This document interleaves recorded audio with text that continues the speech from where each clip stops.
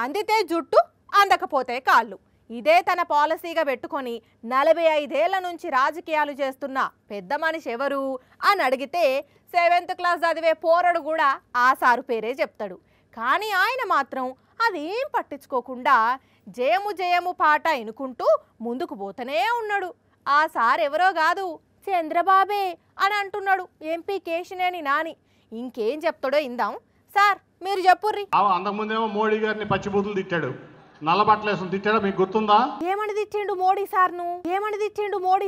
2018లో నీకు కుటుంబం లేదు, నాకు కుటుంబం ఉంది, నేను లోకేష్కి తండ్రిని, భువనేశ్వర్కి భర్తని, దేవాంష్కి తాతని, నీకేముంది మోడీ అని అడిగాడా మోడీ గారు? లేదా? అంతగానం తిట్టి ఇప్పుడు మళ్ళా పొత్తు కోసం వాళ్ళ చుట్టే తిరుగుతున్నాడంటే ఏందన్నట్లు.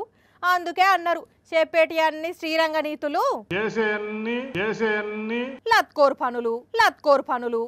నేను చెప్పాలవుతుంది నన్ను ఆలోచిస్తాను నువ్వు చెప్పేసి. మీరు కూడా అదే అనుకున్నారా? నేను చెప్పాలవుతుంది నన్ను ఆలోచిస్తాను నువ్వు చెప్పేసి. నేను అంతే సార్, నాకు ముందే అన్ని తెలిసిపోతాయి.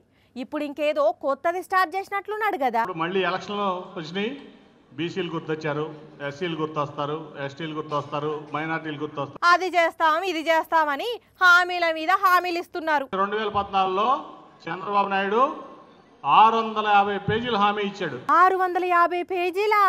అది మేనిఫెస్టో అనుకున్నారా లేక ఏదైనా నవల అనుకున్నారా? పోనీ అందులో ఒక్కటైనా అమలు చేశారా? ఒక్కట కూడా చేయలేదు. దాంట్లో ఒక్కటి కూడా అమలు చేయలేదా? గా మాత్రం దానికి 650 పేజీలు ఎందుకు? బస్ టికెట్ వెనకాల కూడా రాసుకోవచ్చు. ఏందో వాళ్ళు ఏం చేసినా అంత గమ్మత్తు ఉంటది.